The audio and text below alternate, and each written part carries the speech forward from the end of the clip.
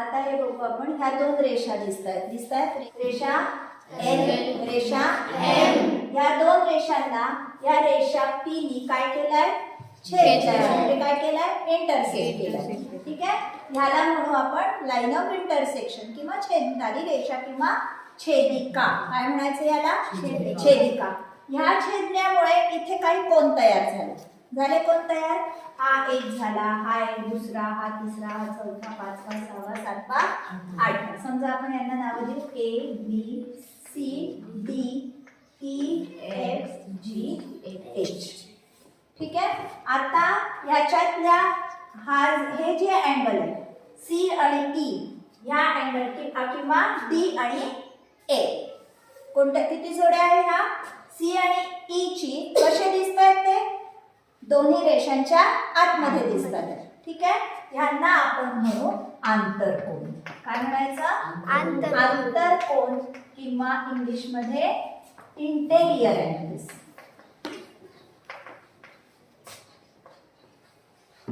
किती जोड्या आहेत ह्या, अँगल सी आणि अँगल ई आणि दुसरी जोडी अँगल डी व अँगल ए. दिसतोय हा एक. ठीक आहे, या कोणाला कोणते कोण म्हणायचं, आंतरकोन. ठीक, दुसरा बघू संगत कोन.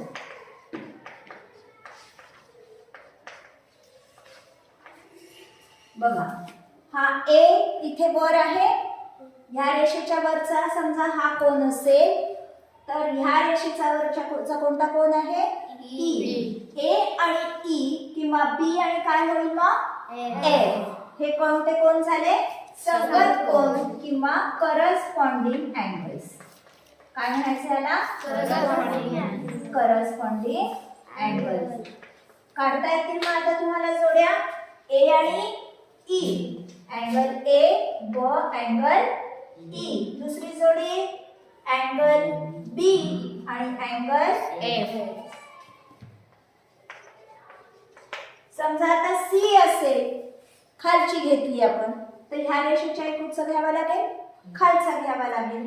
सांगा तिसरी जोडी अँगल सी व अँगल जी. ठीक आहे, चौथा काय तयार होईल, अँगल डी आणि अँगल एच. ठीक आहे, दोन कोनांच्या जोड्या समजल्या, आंतरकोन आणि संगत कोन. ठीक, आता बघू आपण काही विरुद्ध. आपण मगाशी विरुद्ध कोन पाहिले. इथे विरुद्ध कोन दिसतायत, विरुद्ध कोनांच्या जोड्या. या छेदिकेमुळे होणाऱ्या किती जोड्या तयार झाल्या आहेत विरुद्ध कोनांच्या, ही एक, ही दोन, तीन, चार. किती जोड्या, चार. विरुद्ध कोनालाच आपण इंग्लिश मध्ये काय म्हणू, हा सांगा जोड्या सांगा. अँगल ए व अँगल विरुद्ध, म्हणजे आता दुसऱ्या बाजूचं कोणता, अँगल डी. दुसरी जोडी अँगल बी व अँगल सी. तिसरी जोडी अँगल ई व अँगल एच. चौथी जोडी अँगल एफ व अँगल जी. ठीक आहे, इतक्या जोड्या लक्षात आल्या. आता बघू आपण, हा सी इकडे आहे आणि हा ई, आपण ह्याला आंतरकोन म्हटलं, बरोबर. आता समजा हा सी ह्या बाजू, दोन्ही ह्या बाजूचेच होते ना म्हणून, पण आता ह्या सी ह्या बाजूला आहे आतमध्ये आणि एक कुठे आहे, दुसऱ्या बाजूला आहे, बरोबर. या छेदिकेच्या एका बाजूला हा सी आहे आणि दुसऱ्या बाजूला कोणता आहे, एफ आहे. अशा कोनांच्या जोड्यांना म्हणायचं आंतरव्युत्क्रम कोन. कोणता, आंतरव्युत्क्रम कोन.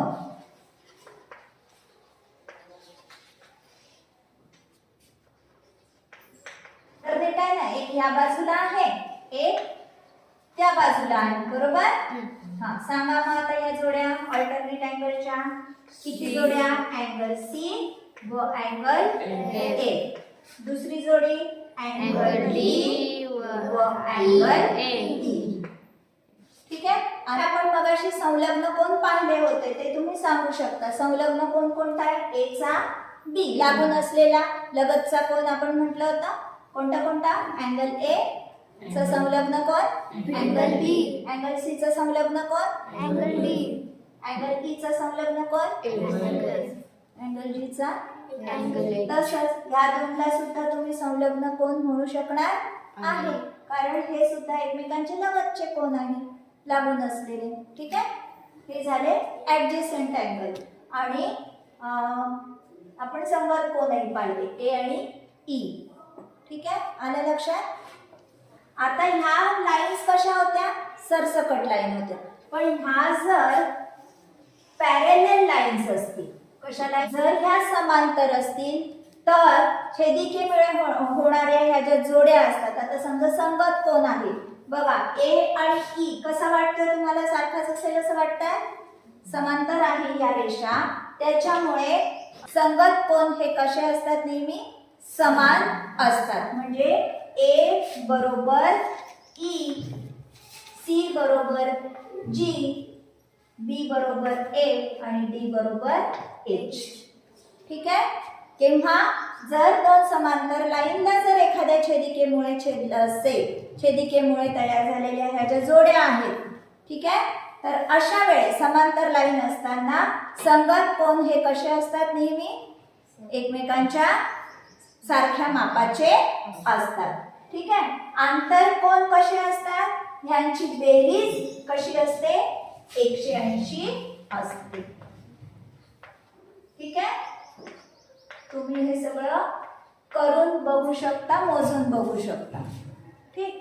विरुद्ध कोण कसे असतील एकमेकांचे आपण नेहमी पाहतो. साधेही पाहिलेले होते तेव्हा आपण काय केलं होतं? विरुद्ध कोण ए बरोबर डी. विरुद्ध कोणांची माप सुद्धा कशी असतात? समान असतात.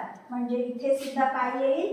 ए बरोबर डी, इथे बी बरोबर सी, इथे ई बरोबर एच आणि इथे ए बरोबर जी. ठीक आहे.